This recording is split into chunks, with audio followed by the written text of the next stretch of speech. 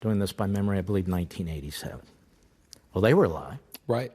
They're still alive. You have the House Intelligence Committee. You have the Senate Intelligence Committee. You have these foreign affairs committees. They didn't want to investigate one of their own people, did they? They didn't want to know about Ted Kennedy, did they? No, they didn't. And I had one liberal who said to me, well, but look, Kennedy's doing this in the interest of peace. You know, he's worried about the Cold War, nuclear Armageddon. He's trying to do what he can. He's worried about Reagan. This is justified. And I said, well, I don't know if that's his motivations or not. No one has asked him about it, right?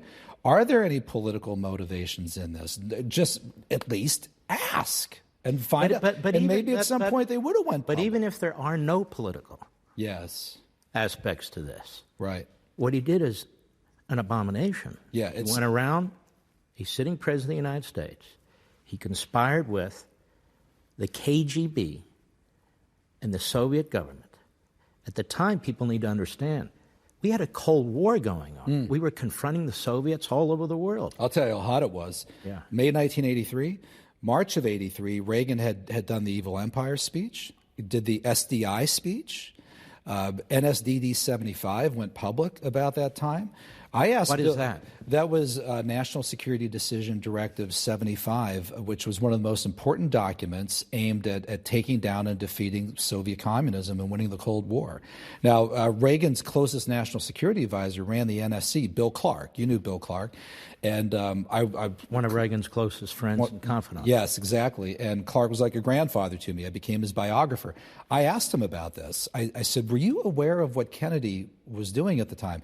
He said, you know, Paul, I had heard things about this, but I didn't know any information.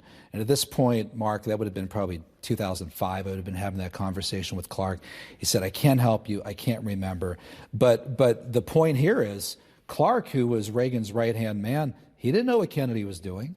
It's not like they cleared it with the Reagan White House or with the NSC and said, look, we just want to let you know that Senator Kennedy is going to be reaching out to the Soviets. He wants to make contact. But this is, to me, Professor Kengor, why I wanted to do this program with you and why I consider this so important. It's called context. You have overwhelming evidence of a senior senator who wants to be president of the United States at some point, or may have wanted to, of a very important political family, has enormous influence in the United States Senate and with the media and with other organizations.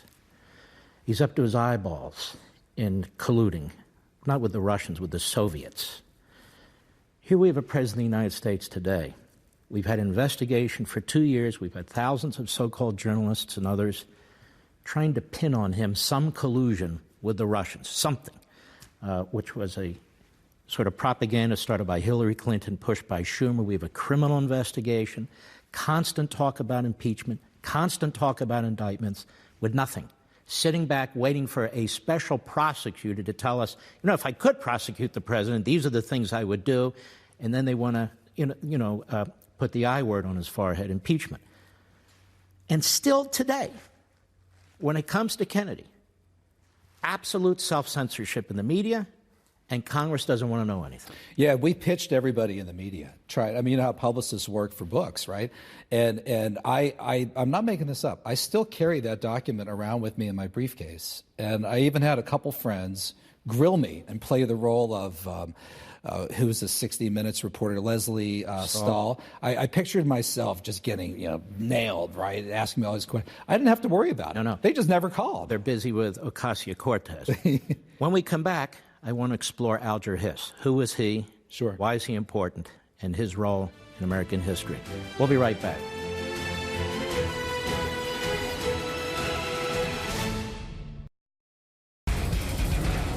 Professor Paul Kengor.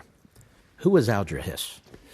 Well, Alger Hiss was at the center of probably the greatest espionage trial of the 20th century. He was born around the turn of the century, early 1900s, lived through almost the entirety of the 20th century, and he was accused by Whittaker Chambers of helping the Soviets. A former communist who was close to the Soviets. Close to the Soviets. He actually ended up spying, working for the GRU. The Soviet GRU, which to this day is the one organization of the Soviet Union that hasn't changed the acronym.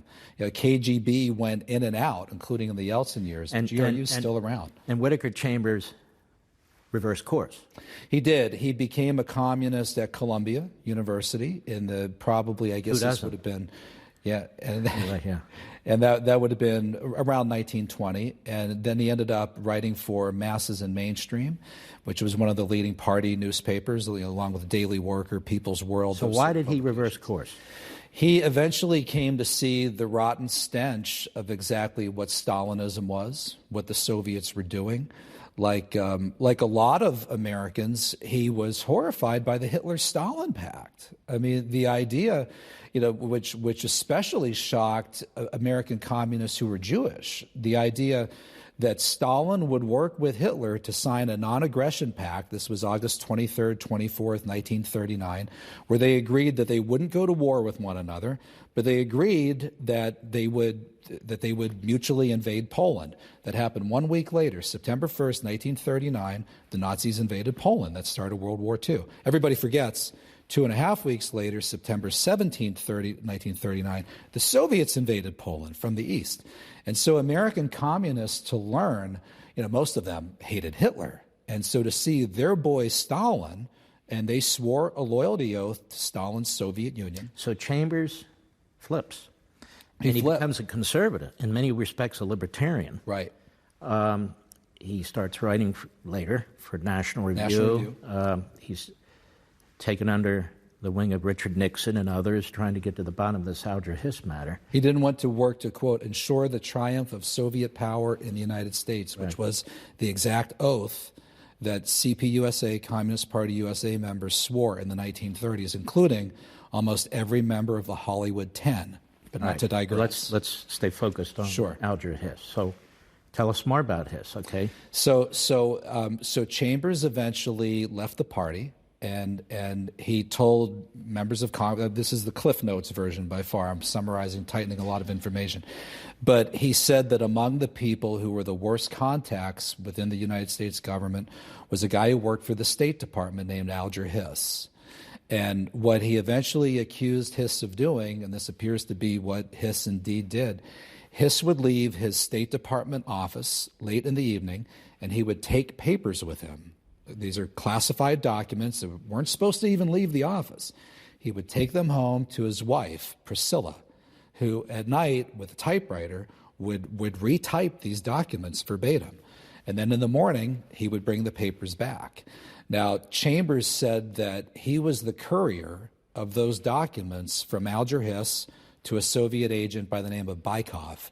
And to give you an exact number, to give you a sense of how egregious this was, Chambers estimated that at least 52 times he acted as a courier of Hiss documents to the Soviets. Right, so he was a Soviet spy. Soviet spy. But he was more than just a State Department apparatchik. Right. He was an advisor to Franklin Roosevelt. He was, and he was at Yalta. And he was advising Franklin Roosevelt how to negotiate with Stalin and the Soviets while he was a spy for the Soviets. And his role at Yalta, which liberals have tried to downplay for decades, was much more substantive than people realized. In fact, great book by the late Stan Evans and Herb Romerstein called Stalin's Secret Agents. They have a chapter in there called The Ghost Ship at Yalta, where Hiss is in many ways the front man at Yalta, of all things. And it was at Yalta. This was February 1945. Where they divided up, or started dividing up Europe. Yeah, if you want to know where the Cold War began, okay, if you want to tag a date, take that week, February 4th to 11th, 1945. It was really the Cold War began at Yalta, where Stalin would lie and break all the promises and assurance he gave to FDR and Churchill. And FDR was told over and over again by some of his advisors not to trust Stalin. That's right. But he listened to Hiss. FDR genuinely trusted Stalin. He really did. Did Franklin Roosevelt, was he ever held to account for what took place in the Oval Office? Oh, no. I'm going to ask you more about this when we return. Sure. Don't forget, folks, you can join us most weeknights on Levin TV. Just go to blazetv.com. Welcome back. All right, this is an egregious violation of American national security, leading right into the Oval Office, right into the president's confidence. Right. The president you said had confidence in, Alger Hiss. Well, when this came out, was it sometime after the FDR administration, Truman administration? Sure. When did this start to come out? Well, the Hiss Chambers trial was in 1948.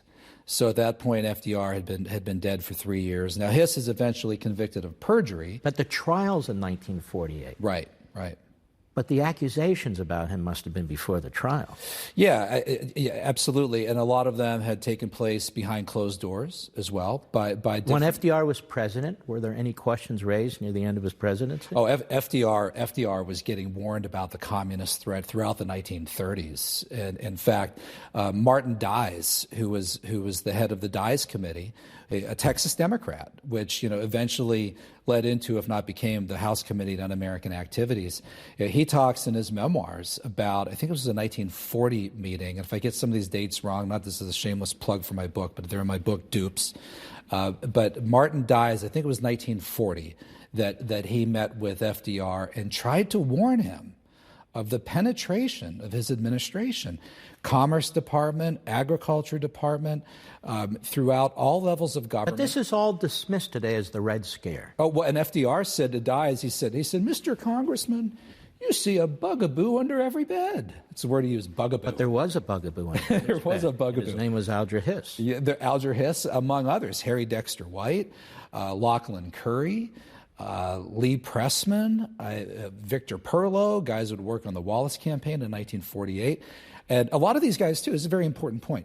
If they weren't Soviet agents, a lot of them were agents of influence, or they were duped, which meant that they were kind of soft liberals who didn't really realize they were being, which is probably the case of Harry Hopkins. It's probably the case of FDR's vice president, Henry Wallace. A lot of times the worst damage is caused not by a guy who's directly working as an undercover agent, feeding information to the other side, but by guys who are clueless. Well, where were oblivious. the investigative journalists back then? Well, they were worshiping FDR. I mean, if they could have, if there would be a progressive Mount Rushmore, FDR would be probably the first head chiseled up there.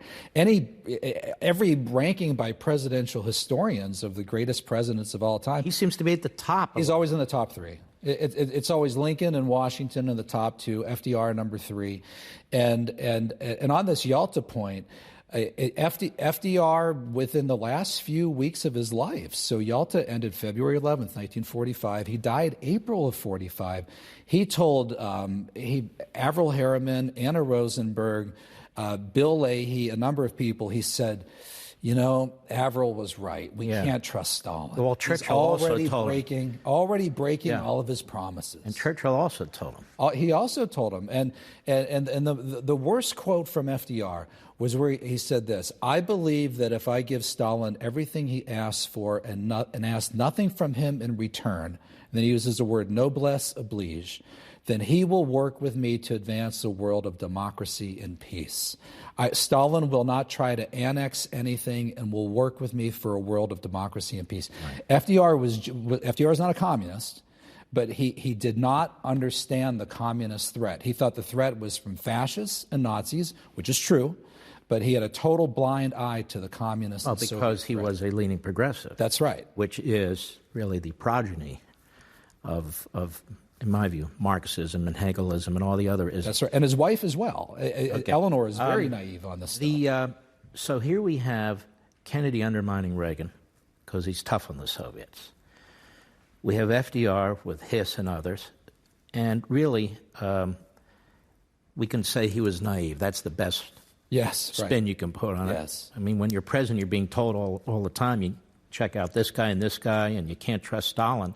I mean, it's a little more than naive in my view. An amazing. But here's my point. So today the Democrat Party claims to be the party that challenges Russia. Right. Is the Democrat Party the party that challenges Russia? Are they only really getting into this Russia thing because they think it's a way to get rid of Trump? Yeah, that's what it is. I mean, there's suddenly now Russia hawks, right? There's suddenly look out, they're the new Joe McCarthy's, right? They're now looking for a bugaboo under any under meeting, everything. any email, any text, Everything. It's amazing, right? The slightest whatever, they're all over it. And